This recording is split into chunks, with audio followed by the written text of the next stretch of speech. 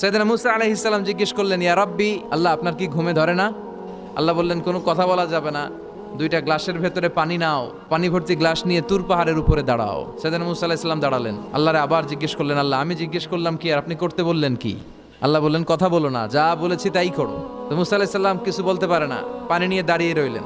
মুসা আলাইহিস সালামকে আল্লাহ বললেন, তুমি দাঁড়িয়ে থাকো আর ঘুম রে, বললেন ঘুম তুই মুসারে ধর।